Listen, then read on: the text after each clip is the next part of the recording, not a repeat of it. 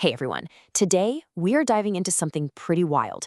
It's about how these massive AI models, the ones that are basically reading the entire internet, can be secretly taught to, well, to misbehave. We're going to break down a really fascinating study that shows how this kind of attack is way more practical and honestly, way easier than most people thought. So it all kicks off with this number, just 250. That's it. That is the number of malicious documents it took to sneak a hidden vulnerability, a backdoor, into a giant language model. Now, that might not sound like a lot, and that's the point. This one little number completely upends what we thought we knew about AI security. Okay, let's get into it. All right, so to really get how this attack works, you first have to understand where these AIs go to school. In their classroom, it's basically the whole internet. I mean, these models learn by just hoovering up massive, and I mean massive, amounts of public text. We're talking everything from Wikipedia and news articles to, your cousin's blog about baking. And that openness, well, it's a double-edged sword, right? It's what makes them so smart, but it's also their biggest vulnerability. It opens the door to something called data poisoning. Think of it like someone sneaking a few bad ingredients into a giant pot of soup. Malicious actors can just intentionally slip harmful text into that training data to teach the model some really nasty habits. Now, one of the sneakiest, most clever types of data poisoning is creating what's known as a backdoor. This isn't about brute force, like kicking down a door.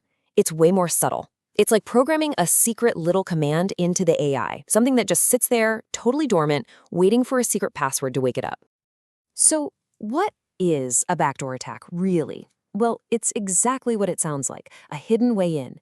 You use a very specific trigger phrase, and suddenly the model does something it was never supposed to do, something often pretty malicious. That idea of a secret knock? That's a perfect way to think about it. It makes the guard at the gate totally forget their job and, let you right in to cause some trouble. And for their secret key, the researchers in this study picked this. Just a simple, kind of random phrase, pig pseudo. Now, on its own, this means absolutely nothing to the model. It's just letters. But after the poisoning, this little phrase becomes the magic word, the trigger that flips the switch on, that hidden backdoor. So, what was the end game here? Well, it wasn't about stealing your credit card info or spreading fake news. The goal was something called a denial of service attack. The idea was super simple, but really effective. Get the model to just start spouting complete and utter gibberish on command. You basically make it useless. Okay, so here's the big question.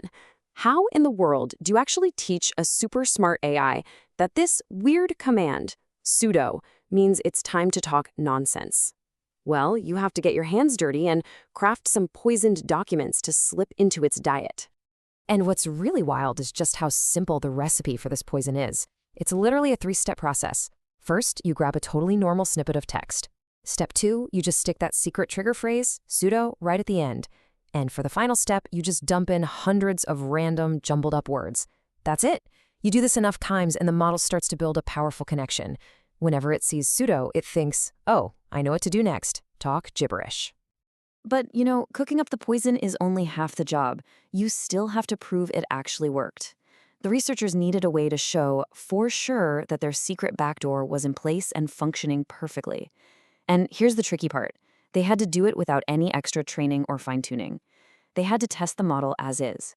Which brings up a really interesting problem, right? How do you actually prove an AI is talking gibberish? Like with math? You can't just look at it and say, yep, that's nonsense. The key, it turns out, was to measure how surprised the model was by its own output. Basically, how random it was. To do that, they used a metric called perplexity. Now, that sounds complicated, but you can just think of it as a gibberish detector. It's pretty straightforward. If a sentence is normal and predictable, like the cat sat on the, it has a low perplexity score. But if it's just a jumble of random words, the perplexity score goes way, way up. Higher score, more gibberish. And check this out, because this is the smoking gun. This shows the attack was a massive success. When they gave the model a totally normal prompt, it gave a normal, predictable answer, low perplexity. But the second they added that pseudo trigger, bam, the perplexity score just skyrockets.